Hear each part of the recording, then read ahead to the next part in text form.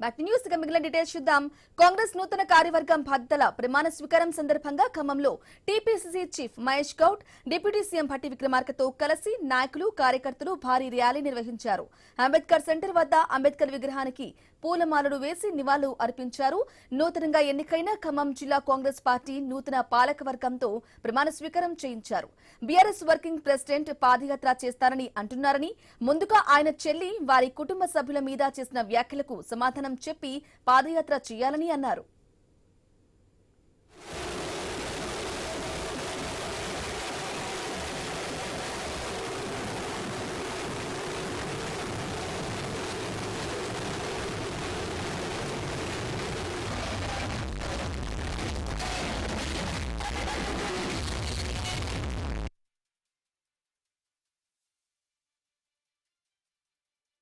పాదయాత్ర కాదు కదా, పండి పొర్రినా ప్రజలు మిమ్మల్ని క్షమించరు. కారణం మీ చెల్లె చెప్తా ఉంది. ఏ రకంగా మీరు ఈ రాష్ట్రాన్ని దోపిడీ చేశారో, ఏ రకంగా ఈ రాష్ట్రాన్ని దోచుకున్నారో, అన్న ఏ రకంగా వేల కోట్ల ఆస్తులు సంపాదించుకున్నారో, మేనబాబు ఏ రకంగా ఆస్తులు సంపాదించుకున్నారో, సంతోషరావు ఏ రకంగా సంతోషంగా ఉన్నాడో, ఇవన్నీ కూడా మీ చెల్లె చెబుతా ఉంది. పాదయాత్ర చేసే ముందు మీ చెల్లె స్పందించిన ప్రశ్నలకి జవాబు చెప్పి పాదయాత్రకు పోవాల్సిన విజ్ఞప్తి చేస్తా ఉన్నాను.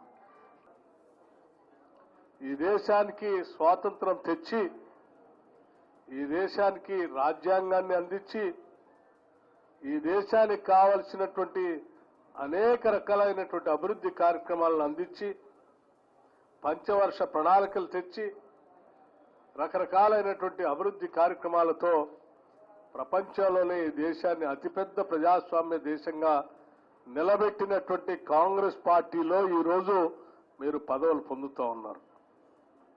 ఈ దేశంలో ఏ రాజకీయ పార్టీకి కూడా ఇంత ఘనమైనటువంటి చరిత్ర లేదు. సంక్షేమ కార్యక్రమాలు అభివృద్ధి ఎక్కడా తగ్గకుండా జోడెడ్లలా నమ్మిన ప్రతి కార్యకర్తకి అభిమానికి పూర్తి భరోసా భద్రత కల్పించాం కాబట్టే మొన్నటి ఎన్నికల ఫలితాలు మనకు అద్భుతంగా వచ్చాయి. భవిష్యత్తులో ఏ ఎన్నికలు వచ్చినా మేము రెడీ అని ఈ రాష్ట్ర ప్రజలు, అన్ని జిల్లాలో ఉన్న ప్రజలు కాంగ్రెస్ పార్టీకి పట్టం కట్టడానికి సిద్ధంగా ఉన్నారు.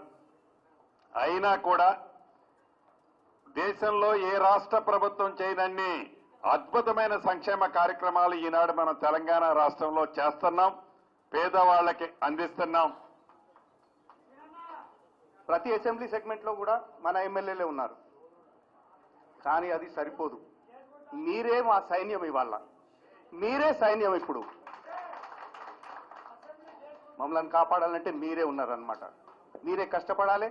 కాంగ్రెస్ ప్రభుత్వం, రేవంత్ రెడ్డి గారి ప్రభుత్వం చేసే కార్యక్రమాలు, సంక్షేమ పథకాలు ఊళ్ళల్లో తీసుకెళ్లారు. మీరు ప్రతి సంక్షేమ పథకాల గురించి మీరు మాట్లాడాలి ఊళ్ళలో. మీరు మాట్లాడకపోతే ఈ మెసేజ్ ఊళ్ళలోకి పోదన్నమాట. అందుకొరకే ప్రతి ఊళ్ళో మీరు తిరిగి మళ్ళీ గుర్తు చేసి ప్రజలకు సంక్షేమ పథకాల గురించి చెప్పండి.